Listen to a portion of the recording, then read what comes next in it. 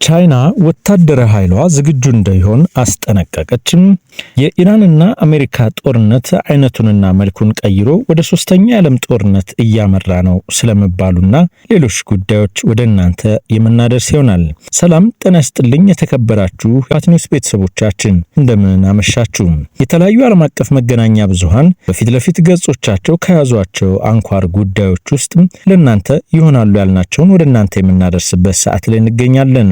የኢራን መገናኛ ብዙሃን ከአሜሪካ ጋር ቀጣይ ንግግር ስለመኖሩ መረጃ የለንም ማለታቸውን ተከትሎ በርካቶች የንግግር መድረኩ ወይም ጠረጴዛው ከተዘጋም በአሜሪካና ኢራን መካከል ያለው ጦርነት መልኩንና ይዘቱን ቀይሮ አሳታፊዎችን አብዝቶ ወደ ሶስተኛ ዓለም ጦርነት ሊያመራ ይችላል ሲሉም ሐሳባቸውን እየሰነዘሩ ነው። የኢራን ብሔራዊ መገናኛ ብዙሃን ኢራን በአሜሪካና በቴህራን መካከል አደራዳሪ በመሆን እያገለገለች ካለችው ፓኪስታን ጋር የመልእክት ልውውጦች ቢኖሩም ቀጣይ ውይይት ለማድረግ ግን የተደረሰ ስምምነት ስለመኖሩ መረጃ የለንም ብለዋል።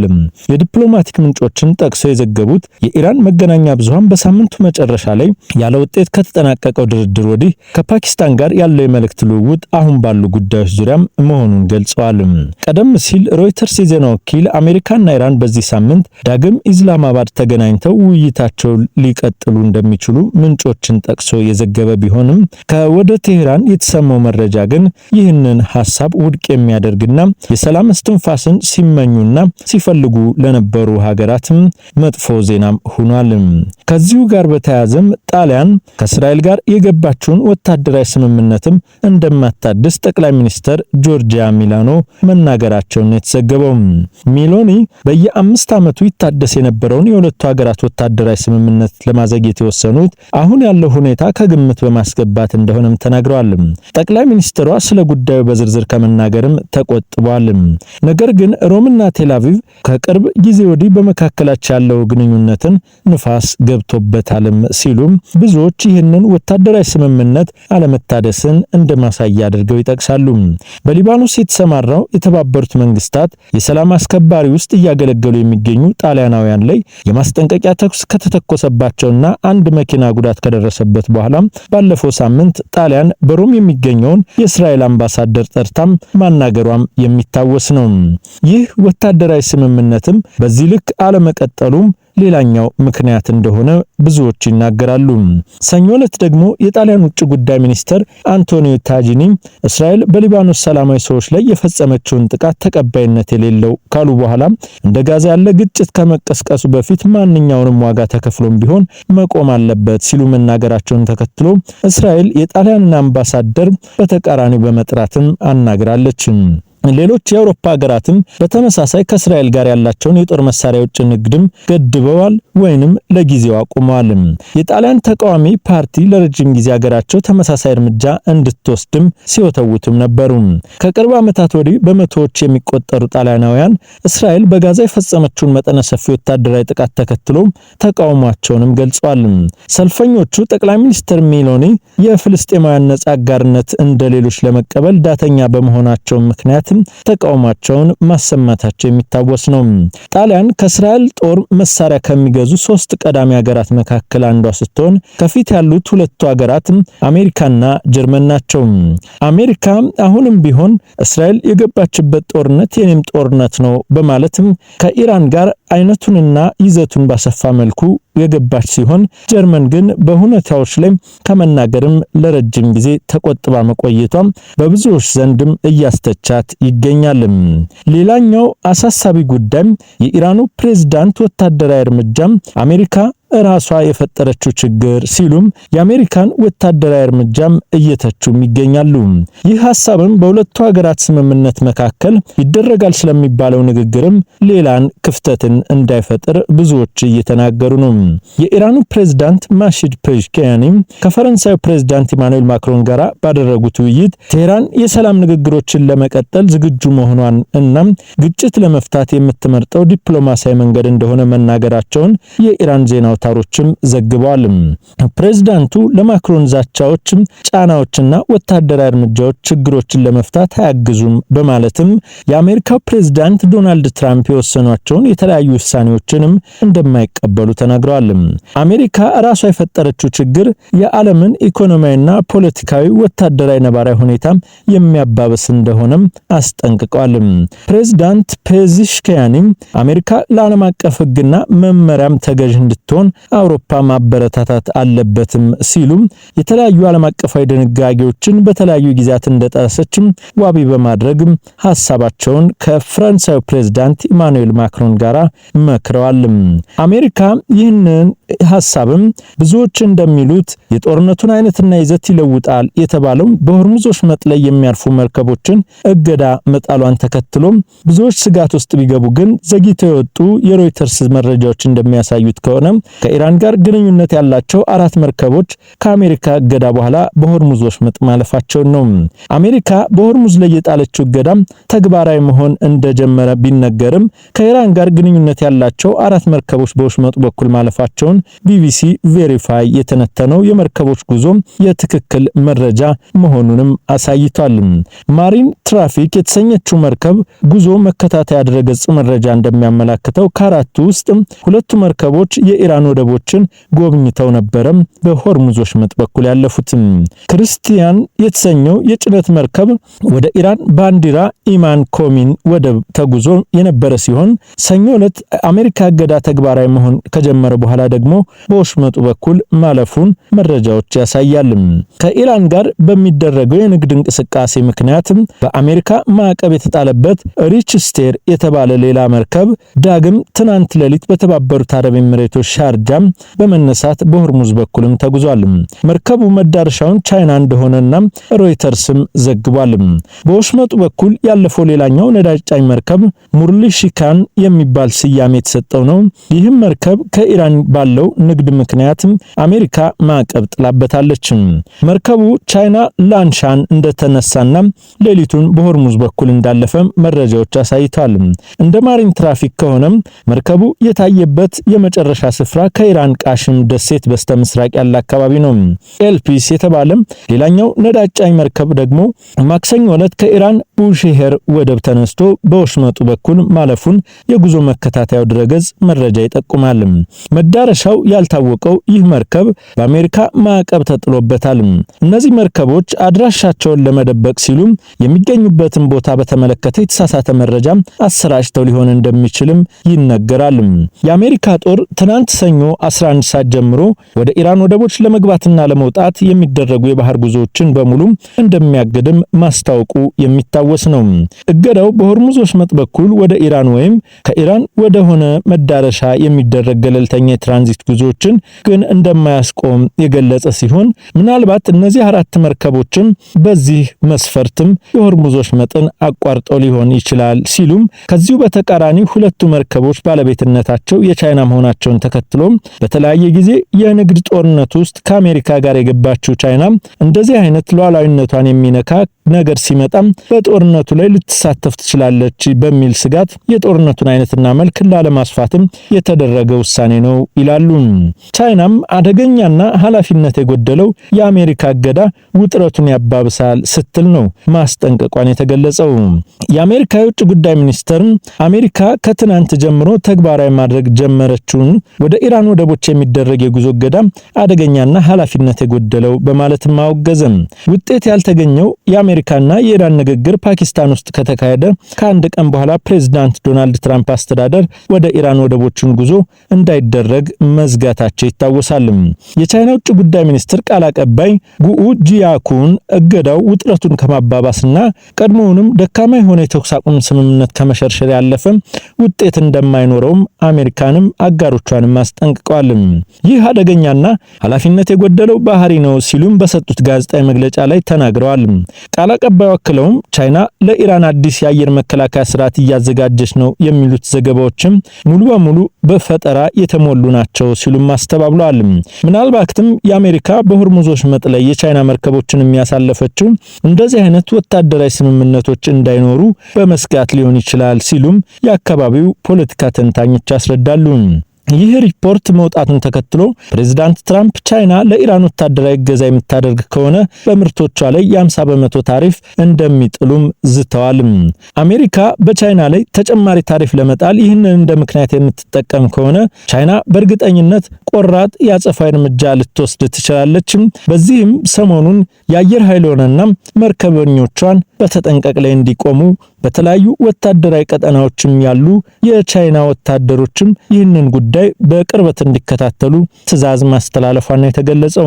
ሆርሙዝ በትራምፕ ትዕዛዝ ከተዘጋ በኋላ በአሜሪካ ማዕቀብ የተጣለባትም የቻይና መርከብ ማለፏንም ተዘግቧል። የፕሬዝዳንት ዶናልድ ትራምፕ አስተዳደር ከትናንት ጀምሮ በሆርሙዝ በኩል ኢራን ወደቦች የሚደረግ እንቅስቃሴ ካገደ በኋላ በአሜሪካ ማዕቀብ የተጣለባት አንድ የቻይና ነዳጅ ጫኝ መርከብ በወሽመጡ በኩል ማለፏን ሮይተርስ የዜና ወኪል ዘግቧል። መዳረሻው ቻይና የሆነ ይህ መርከብ ለመጀመሪያ ጊዜ ቆሞ የነበረ የተባበሩት አረብ ኤሚሬቶች ወደብ ላይ እንደነበርም ቢቢሲ የተመለከታቸውን የተለያዩ መረጃዎችን በማጋራት አሳይቷል። ሪች ስቴር የተሰኘው ይህ ነዳጅ ጫኝ የአሜሪካ እገዳ ትናንት 11 ሰዓት ላይ ከተጀመረ በኋላ በወሽመጡ በኩል በማለፍ የፋርስ ባህረ ሰላጤን ቀዝፎ የሄደ መርከብ መሆኑን የባህር ጉዞ መከታተያ ድረገጾች አሳይተዋል። እንደ ሮይተርስ ዘገባ መርከቡ ባለቤት የሻንዳይ ዙአረን ሺጂኪንግ የተባለም ከኢራን ጋር የሚፈጸመውን የንግድ ምክንያት በአሜሪካ ማዕቀብ የተጣለበት ኩባንያ መሆኑን ነው። ፕሬዝዳንት ዶናልድ ትራምፕ እሁድ ዕለት ባስተላለፉት መልእክትም ወደ ሆርሙዝ ወሽመጥ ለመግባትም ወይም ከዛም ለመውጣት የሚሞክር ማንኛውም ሁሉ መርከቦች በአሜሪካ ኃይል እንደሚታገዱ መግለጻቸው የሚታወስ ሲሆን ይህ የቻይና መርከብ በተለይም ደግሞ ከኢራን ጋር ቀጥተኛ ግንኙነት ያለው መርከብ በሆርሙዝ ወሽመጥ በኩል ከተባበሩት አረብ ኤሚሬቶች መነሻውን አድርጎ ወደ ኢራን መጓዙ ይህንን አሜሪካ ሴንትራል ኮማንድ አለማገዱም ሌላኛው የጦርነቱን መልክ አሜሪካ ላለማስፋት እያደረገች ያለችውን አስተዋጽኦ የሚያሳይ ነው ሲሉ ወታደራዊ ተንታኞች ያስረዳሉ። ሰኞ ዕለት ደግሞ እገዳው የሚተገበረው ወደ ኢራን ወደቦች በሚገቡና በሚወጡ መርከቦች ላይ መሆኑንም ተናግረዋል። የአሜሪካ ማዕከላዊ እዝ በተመሳሳይ ወደ ኢራን ወደቦች ለመግባትና ለመውጣት የሚደረጉ ሁሉም የባህር ላይ ጉዞዎችም እንደሚታገዱም አስታውቀው ነበር። ይሁን እንጂ እገዳው በሆርሙዝ ወሽመጥ በኩል ወደ ኢራን ወይም ከኢራን ወዳልሆነ መዳረሻ የሚደረጉ ገለልተኛ የትራንዚት ጉዞዎችንም አያስቆምም ቢባልም በተባበሩት አረብ ኤሚሬትስ በኩል አድርጋ ወደ ኢራን መዳረሻዋን ያደረገችው መርከብ የነዳጅ ጫኝ መርከብ መሆኗና ምንም አይነት እገዳ ለመደረጉ ምናልባት የአሜሪካ ጦርነቱን ወደ ሌላ ዓለም ላለማስፋት እያደረገች ያለችው እንቅስቃሴ መሆኑን ነው እየተዘገበ የሚገኘው። ማክሰኞ ዕለት ጉዞ ያደረገው ብቸኛው መርከብ ሪች ስቴር ነው። ይህ መርከብ ለመጨረሻ ጊዜ ቆሞ የነበረው በተባበሩት አረብ ኤሚሬቶችና መዳረሻውን ወደ ቻይና እንዳደረገ የማሪን ትራፊክ መረጃ የሚያሳያል። እንደ ሮይተርስ ዘገባም በዚህ መርከብ ላይ ያሉ ቻይና የባህር ሰራተኞች መሆናቸውን ተንቀሳቃሽ ምስሎችም ያሳያሉ። በአሜሪካ ማዕቀብ የተጣለባት ሌላኛው መርከብ ወደ ወሽመጡ ማምራቷም የዜና ወኪል ኤልኤስጂ የተሰኘው የባህር ጉዞ መከታተያ ድረገጽ መመልከቱን ጠቅሷል። ከዚህ ቀደም የሩሲያና የኢራን ነዳጅ ጫኝ በመጓጓዝ የታወቀው ይህ ሁለተኛ መርከብ ሐሙስ ዕለት ኢራቅ ደርሶ ነዳጅ እንደሚጭንም ይጠበቃል። ምናልባት ሲመለስስ ተመሳሳይ ነገር ያጋጥመው ይሆን የሚለው ብዙዎች በጉጉት የጠበቁትና የጦርነቱን መልክ የሚቀይር ውሳኔ ብለውታል። ከዚሁ ጋር በተያያዘ ስጋት የገባው የመንግስታቱ ድርጅትም የሆርሙዝ ወሽመጥን ለመዝጋት የሚያስችል ህጋዊ መሰረት የለም ሲል አሜሪካ የያዘችውን አቋም ኮንኗል። የተባበሩት መንግስታት ዓለም አቀፍ የማሪታይም ድርጅት ማንም ሀገር ለዓለም አቀፍ ትራንዚት ጥቅም ላይ በሚውሉ የሆርሙዝ ወሽመጥ በኩል የሚደረግ ጉዞን የማገድ ህጋዊ መብት እንደሌለው ነው የገለጸው። የዓለም አቀፉ የባህር ጉዞ ተቋም ዋና ጸሐፊ አርሴኒዮ ዶሚንጌዝ ከቢቢሲ ራዲዮ 4 ጋር በነበራቸው ቆይታ በሆርሙዝ ወሽመጥ ላይ የሚደረግ ጉዞ መታገድ አደገኛ ምሳሌን የሚያስቀምጥ እንደሆነም ተናግረዋል። ግጭት እየተካሄደ እንደሆነ እረዳለሁ፣ ነገር ግን አሁንም ቢሆን ለዓለም አቀፍ ጉዞ ጥቅም ላይ የሚውሉ ማንኛውንም ወሽመጥ ለማገድ የሚወሰድ እርምጃ በዓለም አቀፍ ህግ መሰረት ተቀባይነት የለውም ብሏል።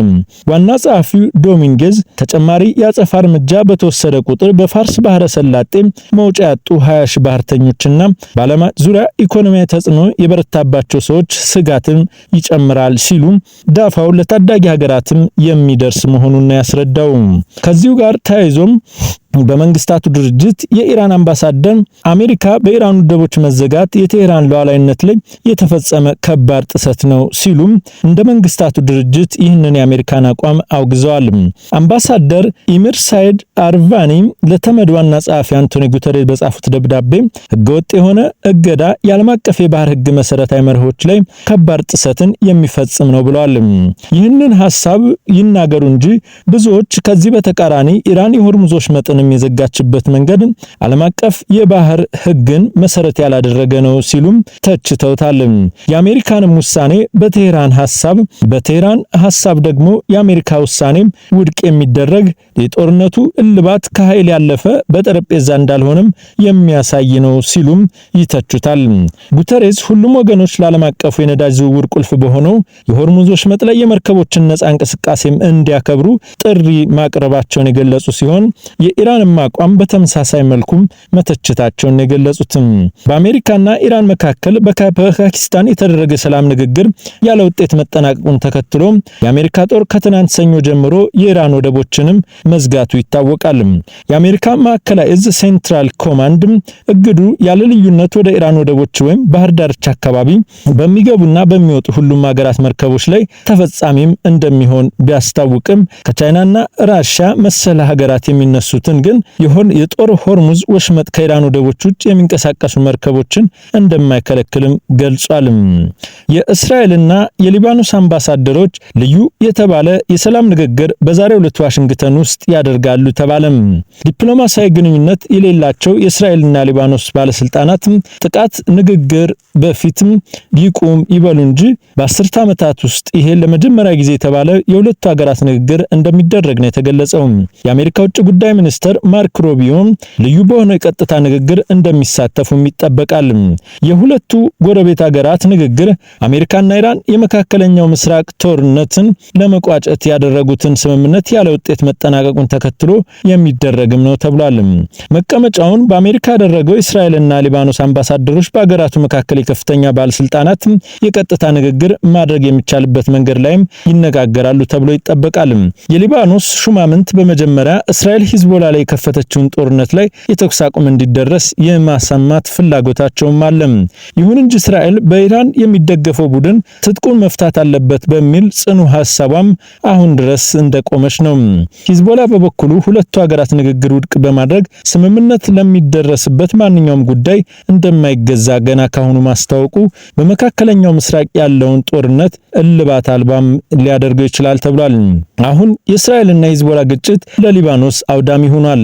500 ሴቶች፣ ህፃናትና የጤና ባለሙያዎችን ጨምሮ ከ2000 በላይ ሰዎችም ሲገደሉ ከ1 ሚሊዮን በላይ የሚሆኑ ሰዎች ደግሞ ከመኖሪያ ቀያቸው ተፈናቅለዋል።